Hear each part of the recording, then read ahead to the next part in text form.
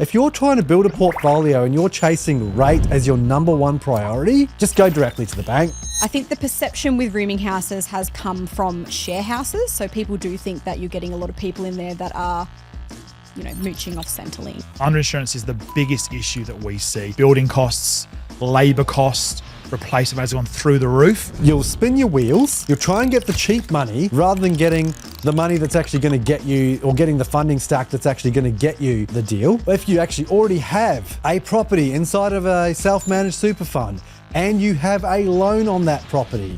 When you are doing the same deal type and you're dealing with the same client type over and over again, your ability to get the options and the strategies to the client in a refined, fast manner. No longer is a property manager just a rent collector for you. For heaven's sake, if it's with one of the major banks, please get in touch with me. I actually helped a client that was on 10.74% get their loans down to about the 7.1% mark. That's almost a 4% saving. Hey everybody, welcome to this episode of Finance This, Property That.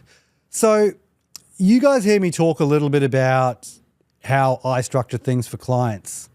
Want to take a little bit of a different tack and talk about my personal investments that I'm doing at the moment and how I use the same methodology in order to do my own investments. And I want to talk to you about my team, who's on it, what role they play, and how they guide me, and then talk about the actual investment itself, because it's pretty juicy. So basically, last year, my partner Jana and I, we bought a property out in the wonderful suburb of Crestmead, and we're going through a journey of turning a $740,000 purchase into a $1.6 to $1.7 million property/properties. So how do we do that? Cool. So again, I do it with myself. I look at my own debt structure and strategy. With Jana, I had to look at her debt structure, look at her strategy for her current portfolio. I already had set mine up previously to be able to lend money. Had to leave it for 2 years because of running into being self-employed, but I had the war chest, had it ready to go. Jana came on, we pulled our money together and we purchased in not one, but two separate trusts. So talking about how you can't get trust lending done, you can get trust lending done. And this is more complex than a standard trust deal. So we purchased a property in Crestmead and we both talked to our accountants about the structure. I already had my company trust structure set up, ready to go. But Jana got her advice and she set up a trust structure in her individual name because she didn't need a company trust. We are tenants in common. That's how we set up the title. And we got the advice from our individual accountants. Now, we then went and purchased a property in Crestmead, 1 Lycora Street, and that was $740,000. We then added about $50,000 worth of renovations. Mate, this place was not my cup of tea. It had not been really looked after, but had awesome bones and a good location because it was also on a corner block in Logan City Council on about 734 square metres. We'll get to that in a second and why that's important. Now, how did we find this property? Well, who's on my team? We already know that we've got Morgan as my accountant and advisor on the tax side of things and structure side of things.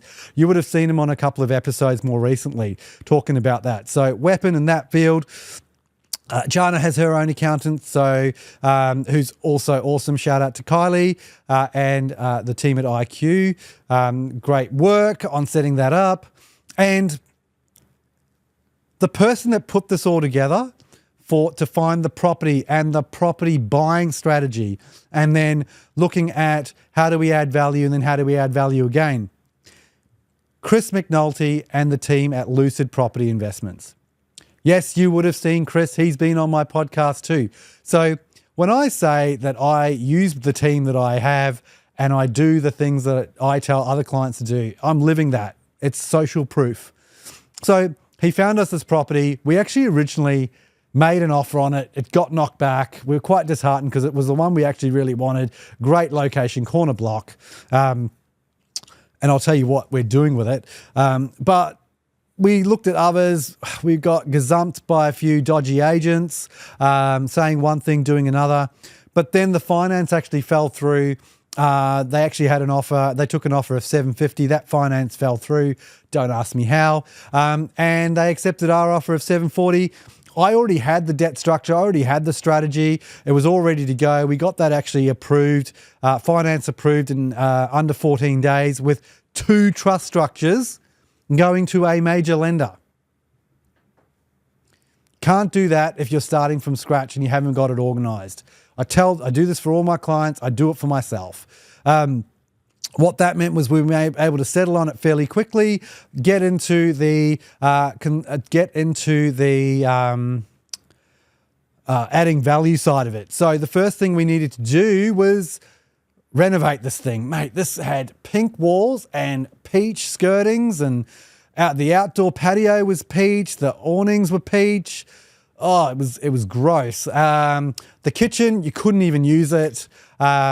But that was okay. Everything else was fine and dandy. We could fix everything. So I'm very lucky that my brother is a builder. So I didn't have to wait for a builder. We've engaged Jacob, who is our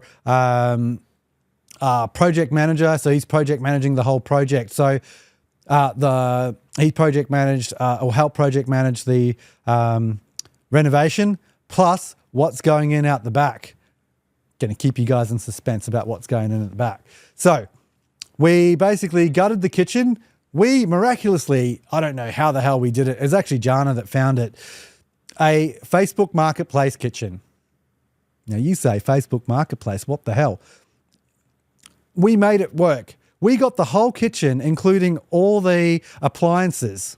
That's range hood, cooktop, oven, dishwasher, $600. All Craig had to do was go dismantle it because this other person was putting a new kitchen in. So urgency needed. We said we could do it. So we did it all. It was awesome. Got it in. Craig's put it in. We ripped up the flooring. So got new flooring, got new paint. It's no longer pink walls. It's white. Got some new lighting, got the electrics done, got new smoke alarms, all that sort of stuff in there. We went and put the new blinds on there. We painted the patio woodland grey, which is a great colour. Cleaned all the driveways up, all the concrete areas up. Painted all the awnings, pipes, everything like that. We've painted, and it looks awesome. And it just looks like $1 million. It's going to be a great little place. Someone's actually rented it out already. They come in February. Thanks to Michelle, who's my property manager on the team there, who looks after my other investment as well. So we've basically, I think, retained the value in that property once the back property goes in. So now the juicy part. How are we making this into $1.6 million? Well, we're actually putting a 4-bedroom, 2-bathroom house in the back because according to the planning scheme, we don't need a DA to go do that. However, it comes with its little intricacies. Again, debt structure and strategy. We can't get these properties individually valued on construction. So what I had to do for the construction loan, we had to get an in one line valuation. What that means is it's valued as if you had to sell both properties together, but that's not the end game. So in one line valuation with the build cost us about, I think around about $250. We're probably putting another, you got to put about $50,000 worth of other things in. So council infrastructure charges, carport, driveway, landscaping, bit of fencing, putting it all in there. And then we ended up getting that valued. The value that came out there didn't even know how to value one of these, but luckily I was on the phone to her. I guided her through it, gave her a bit of comparable sales and talked her through it. And she ended up valuing it at, it's already gone from 740 to 1.25 million. We haven't even built the house yet. Already made $500,000 in capital. So not profit, capital. We were then able to leverage 80% off that. So that's enough to now cover the construction and give us another equity release to start paying us back the equity that we've already put in from our personal accounts that we lent to our trusts. So what happens after it's been built? So we've now already started the build, or about to be started the build. The land is flat. Once the build gets done, we are going to strata the property.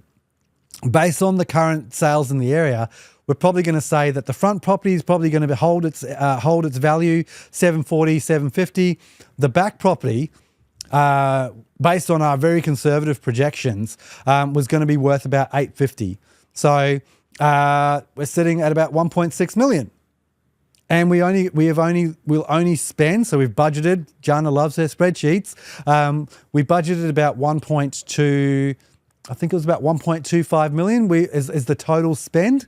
That's including all our stuff that we did, all the stamp duties and all the fees involved, paying Jacob, buyer's agents, things like that. So 1.25 million coming in at 1.6 million. Yes, okay, there's interest charges, etc. But then we're just looking at pure, what we've spent on the actual versus what we're going to have. We've manufactured 400,000. That's conservatively, so 350. That's conservative. I reckon by the time it goes there, we've already seen house prices in that area go up for a 4-bedroom house. And it's going to be a great place for families to live in, and it's going to be managed really well. And it doesn't stick out like a sore thumb. We've made it so that it looks very similar to all the other properties in the area. So even though it'll be brand new, so that's how I implement the strategies I give my clients in my own portfolio. We have now grown our portfolio, hopefully by this from 2 to 4 properties. So we've doubled it between the two of us, and hopefully continue to grow. It does take time. You can't just, Rome wasn't built in a day, neither is this, and I reckon this is a 12-month project. We're already going to get some cash flow coming in from the front house, and you need to be organised and have someone that can actually strategize this type of lending for you, but can be done. I just handed a strategy very similar to another client as part of a bigger strategy that we could do, and I just based it on mine. Obviously upped it a little bit because you're not getting a $740,000 corner block anymore. That's way past gone, but you'll still get quality if you use the right people. So big shout out to Morgan from Credit, Chris from Chris, I forgot your bloody Lucid Property Investments. Holy shit. Michelle from Nest Connect, and also obviously Jana for putting up with me, or maybe putting up with my whinging of renovating. It's not my favorite thing to do, but it was very satisfying seeing that I could paint and I have a drill. So it was good, and even Charlotte got involved. So thanks to everyone that's made that possible, and also thanks to my team for putting up with me and my complex lending applications. But you guys really love it. But again, this is just very general information. It's not advice. If you want to know about how to do this type of deal, come and see me. We can definitely see if it's the right thing for you. Find me at Dion Finance Specialist or Dion Fernandez on LinkedIn. Financespropertythat.com.au is the website for this podcast. We're on Apple, Spotify, and YouTube. But until the next episode, we'll see you later.